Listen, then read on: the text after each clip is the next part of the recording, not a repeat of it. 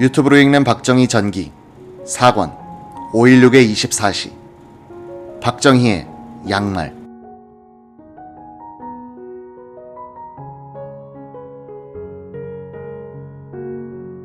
김종필 중앙정보부장이 지휘한 문제준 육군 헌병감, 박지옥 공수단장, 그리고 장도영 측근 세력 거세 작전은 1961년 7월 2일 밤에서 다음날 새벽에 걸쳐 조용하게 진행됐다. 문, 박 두 대령을 비롯하여 내각수반 비서실장 이회영 대령, 최고회의 의장 비서실장 안용학 대령 등 40여 명이 정보부 요원들에게 연행되어 반혁명 혐의로 구속됐다. 장도영은 연행되지 않았지만 이 사건이 무엇을 의미하는지는 분명했다. 7월 3일 아침 장도영이 최고회의 회의장으로 나갔더니 상임위원들이 모여서 기다리고 있었다. 박정희 부의장 겸 상임위원장은 보이지 않았다. 선임 상임위원 이주일 소장이 말을 꺼냈다. 사태가 이렇게 됐으니 각하께서도 사표를 내셔야 하지 않겠습니까? 나는 이미 사의를 표한 지 오래요. 잘 됐소. 회의를 1분 만에 끝낸 장도영 장군은 육성으로 사임 성명을 발표했다. 본인은 혁명 초부터 혁명 정권의 책임자로서 그 중책을 감당하지 못할 것을 잘 알고 있었다.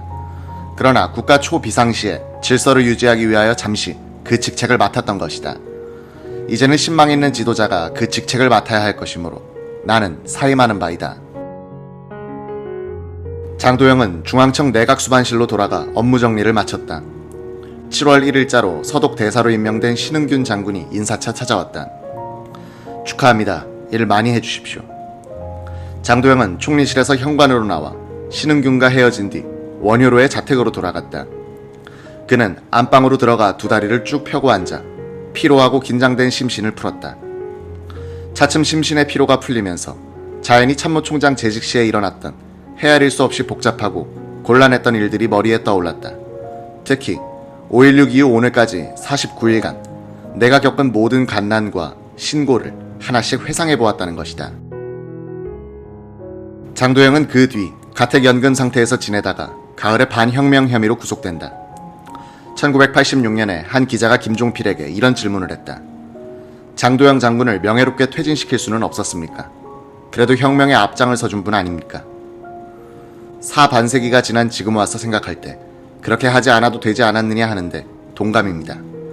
그런데 그건 나의 회고일 뿐이지. 한 시대를 전환시키고 새로운 질서를 만드는 게 혁명인데 그땐 그런 여유가 없었죠. 당시에는 이기고 누르고 바꾸고 나가야 할 긴박한 상황이었으니까요. 김포주둔 해병 여단장으로서 혁명 성공에 중요한 역할을 했던 김윤근 최고위원의 증언에 따르면 박정희도 장도영과 그 측근들을 거세한 직후 상임위원들을 불러 전후 사정을 설명해주면서 괴로운 표정을 지었다고 한다. 김윤근은 박정희가 과거에 장도영에게 많은 신세를 진 사실을 모르고 있었다. 그래서 오히려 박 장군이 지나치게 괴로워하는 것을 보고 이상하게 생각했을 정도였다. 7월 3일 오후 최고회의는 장도영 의장의 실각을 발표했다. 장도영의 사표는 수리됐고 박정희 부의장이 의장에 취임했고 내각 수반에는 송효찬 국방장관이 임명됐으며 최고위원 송찬호, 박치옥, 김재민은 그 직을 사임했다는 발표였다. 박정희는 취임사를 배수의 진을 친 우리들에게는 이제 후퇴란 있을 수 없습니다. 우리들 앞에는 전진이 있을 따름입니다. 로 끝맺었다. 박정희는 7월 7일 전국 수사기관장 회의에 참석하여 훈시를 했다. 그는 정부에서 일하고 있는 군인들에 대해서 주로 경고했다. 자가 정화와 자가 단속을 철저히 하라. 점차 정부에 참여한 군인들 수를 줄이겠다.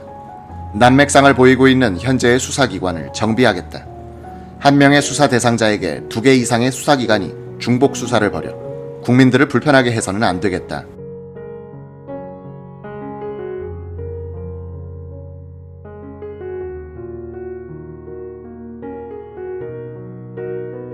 혁명 초에는 어느 나라에서나 옥석을 가리지 못하고 처리하는 것이 항례이다.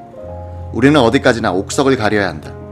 우리의 혁명 목적은 어디까지나 국민에게 봉사하려는 정신에서 나온 것이다. 그러므로 이 혁명 정신을 살려서 일반 국민에게 친절하고 겸손해야 한다. 최고회의는 7월 9일 비로소 장도영을 비롯한 44명의 반혁명 세력을 지난 3일에 체포했다고 발표했다. 장도영만을 가택연금시키고 나머지 인사들은 엄중 문초 중인데 혐의는 반혁명 세력 구성, 박정희 암살 기도란 것이었다. 발표문은 새삼스럽게 5.16 거사를 전후한 장도영의 기회주의적 행동이라는 걸 공개했다. 7월 16일 세뮤얼 버거 주한미국 대사는 박정희 의장을 방문, 요담했다. 버거는 박 의장에게 군정을 끝내고 민정으로 복귀하는 문제를 논의할 군민 합동기구를 구성하여 그 과제를 연구하도록 하는 것이 어떻겠느냐고 제의했다. 버거 대사는 또 미국 당국이 공개적으로 박정희 정권을 지지하고 싶어도 체포, 숙청 등이 되풀이되고 있어 그렇게 하기가 어렵다고 말했다. 최고회의가 긍정적인 조치를 취해주면 자신도 한국 정부를 지지하는 성명을 내겠다고 약속했다. 다음날 혁명정부는 예비 검속한 용공 혐의자 3,098명 가운데 이미 2차례에 걸쳐 석방한 1,267명 외에 1,293명을 추가로 풀어준다고 발표했다. 이 발표문을 통해서 박정희는 이렇게 당부했다. 국민 여러분께서는 이러한 사람들이 방면되더라도 지난날의 잘못을 깊이 반성토록 촉구하심과 아울러 따뜻한 아량으로 대하여 주시어 지난날에 포지하였던 용공적이고 불순한 생각을 버리고 애국심에 불타는 선량한 국민이 되도록 선도하여 주시기 바라며 앞으로 이러한 반국가적인 행동을 하지 못하도록 항상 엄중한 경계를 하여 주시기 바랍니다. 19일 오전 박정희 의장은 내외신 기자회견을 갖고 앞으로 출범할 민정의 형태와 시기에 대해서는 8월 15일 전에 구체적으로 밝힐 것이다 라고 했다. 한국신문이 정부를 제대로 비판하지 못하고 있다는 견해가 있는데 어떻게 생각하는가라는 질문에 대해서는 이렇게 대답했다. 혁명 후 일주일 만에 보도 통제를 해제했다. 정부가 두려워 논평을 하지 않는다는 말은 처음 듣는데 사실이라면 언론인들의 기계가 부족한 탓이다. 언론인들이 혁명 과업에 직접 참여해 주기를 바란다.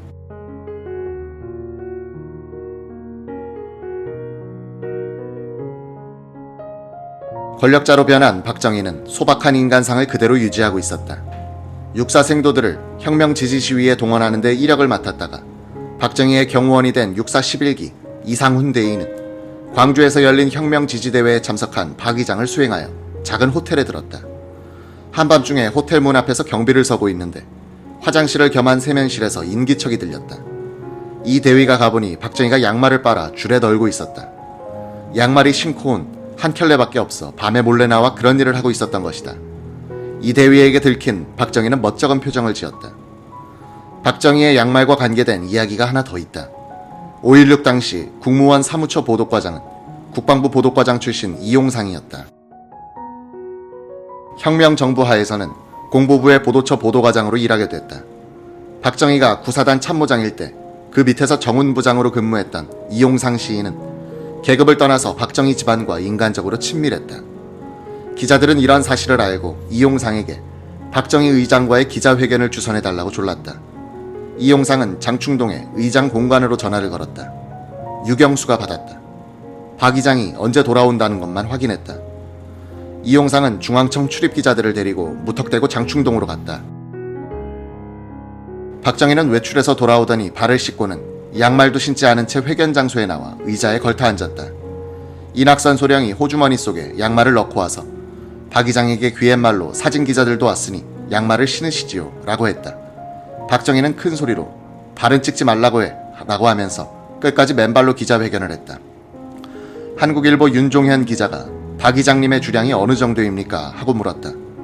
내 주량은 여기 있는 이용상 동지에게 물어보시오. 윤 기자는 말을 잘못 알아듣고 다시 물었다. 아닙니다. 이용상 과장의 주량은 우리들도 잘 알고 있습니다. 내가 묻는 것은 의장님의 주량입니다. 아마 이용상 동지 주량은 여러분들도 잘 모르실 겁니다. 이분은 종로에서 동대문까지 가는데 일주일이 걸리는 사람이에요. 중간중간에 있는 술집을 다 들러야 하거든요. 5.16 혁명 직후 박정희를 가장 가까이에서 지켜본 사람들 가운데는 홍득만 중사가 있다. 그는 5.16이 났을 때 육군 참모차장실 선임 하사관이었다. 그는 1952년 박정희가 대구에서 육본 작전국 차장으로 근무하고 있을 때 그 밑에서 하사관으로 근무했다. 어느 날 일찍사령 박정희 대령이 사병들을 집합시켰다. 홍 중사가 집합 완료를 보고하자 박정희는 전원 모자 벗어 라고 명령했다. 사병들의 두발 상태가 불량함을 확인한 박 대령은 가서 가위 가져와 라고 했다. 박정희는 두발 상태가 가장 단정한 홍 중사의 머리칼을 싹둑 자른 뒤 해산시켜라고 하고는 아무 말도 없이 들어가 버렸다. 홍 중사는 박 대령에게 찾아가서 명색이 제가 하사관인데 이렇게 하시면 부하들이 저를 어떻게 보겠습니까? 하고 하소연을 했다. 박정희는 웃으면서 그럴 거야. 지금 사병들이 뭘 하고 있는지 한번 보고 와 라고 했다. 홍중사가 막사로 내려가 보니 텅 비어 있었다. 사병들이 모두 이발하러 갔다는 것이었다. 하사관이 억울하게 혼이 나는 것을 본 사병들이 알아서 한 것이었다. 홍중사가 이것도 지휘통솔법입니까? 라고 하니 박정희는 바로 그거야 라면서 씩 웃었다. 5.16이 터지자 홍중사는 바로 곁에서 박정희를 시중두는 역할을 하게 됐다. 박정희는 최고회의 사무실에서 살다시피 했다. 잠을 언제 자는가 싶을 정도로 항상 깨어있고 일하고 있었다. 박정희는 야전 침대에서 자고 일어나면 아침 신문부터 꼼꼼히 읽었다. 그 다음에는 중앙정보부, 육해공군 정보부대에서 올라온 각종 보고서들을 뜯어 밑줄을 쳐가면서 읽기 시작했다. 그 다음엔 진정서와 건의서들을 읽었다. 보고서를 읽느라고 아침을 생략할 때도 있었다. 어느 날 유경수가 신당동 근무 중인 박환영 중사를 시켜 꿀 한 병과 잣 한 봉지 그리고 양주 한 병을 보냈다. 박정희는 홍중사가 있을 때만 잣 몇 알을 입에 털어 넣은 뒤 양주 한 잔을 얼른 마시곤 했다. 꿀은 가끔 한 숟갈씩 퍼먹었다. 혁명의 성공으로 박정희의 신당동 생활은 곧 끝나게 되고 유경수의 생활도 많이 바뀐다. 유경수의 사촌 동생인 송재관은 그때 평화일보 기자로 근무하고 있었다. 군부 쿠데타 소식을 듣고 이종 사촌 자영이 앞장을 섰다는 것을 알게 되자 한 반년 전에 있었던 일이 생각났다. 유경수가 송재관에게 전화를 걸어 동생 회사 끝나고 우리 집에 들러줄 테야 라고 했다. 무슨 일이죠? 나 지난번에 돈 탄 것 가지고 집 수리했어. 그날 퇴근길에 신당동에 들렀더니 유경수는 처마 끝에 플라스틱 차양을 덧대어 놓고 자랑하고 있었다. 갯돈을 타서 마음먹고 만든 것이었다. 그런 평범한 주부이던 유경수에게 송재관은 5월 17일 전화를 걸었다. 아니 자영은 왜 앞장서서 그런 일을 했어요? 송재관은 이종 사촌 누님으로부터 그러게 말이다 라는 말을 기대하면서 위로의 말을 준비했다. 그런데 수화기를 통해 들려오는 유경수는 정치나 시국 같은 데에는 무관심하던 예전의 그 사람이 아니었다. 유경수는 정색을 하고 말하는 것이었다. 아니 동생 무슨 소리야? 아니 자영이 위험한 일에 가담하셨기에. 송재관은 순간적으로 내가 말을 잘못했나 라고 생각했다. 유경수의 또박또박한 목소리가 흘러나왔다. 세상이 온통 부정부패로 물들고 혼란에 빠진 채로 국민들이 어떻게 살겠어. 그냥 그대로 간다면 나라는 어떻게 될 것 같아. 송재관은 대충 대답하고 전화를 끊으면서 이상하다. 저 누님이 언제 저렇게 변했나 라고 중얼거렸다.